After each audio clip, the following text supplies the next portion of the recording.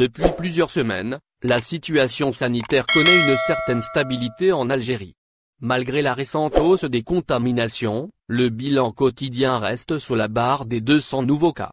Ce jeudi 22 avril, le ministère de la Santé a annoncé 189 nouvelles contaminations durant les dernières 24 heures.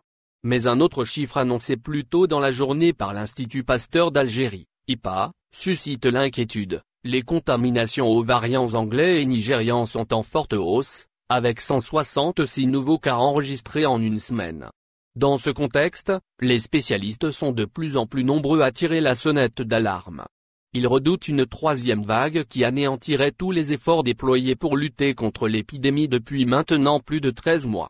Les frontières de l'Algérie restent fermées en dépit de ces mises en garde. Le gouvernement a annoncé un nouvel allègement du confinement dans les 9 wilayas encore soumises à des restrictions.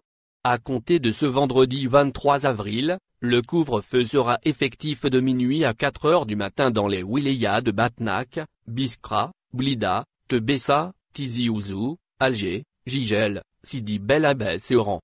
Mais si le gouvernement continue d'alléger le dispositif sanitaire en Algérie, il reste intransigeant concernant la réouverture des frontières et la reprise des vols de rapatriement de la compagnie Air Algérie, suspendue depuis le 1er mars dernier.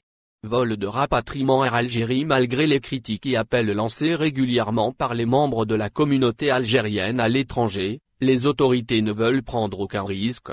L'Algérie étant en retard dans sa campagne de vaccination, une nouvelle vague de contamination pourrait avoir des conséquences désastreuses.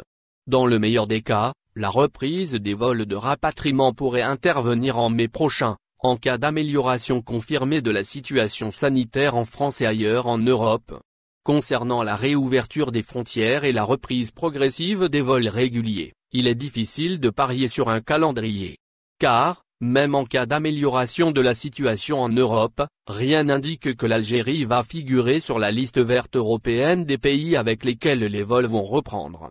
Merci de vous abonner à la chaîne et n'oubliez pas d'aimer la vidéo et cliquer sur la cloche pour recevoir toutes les nouvelles.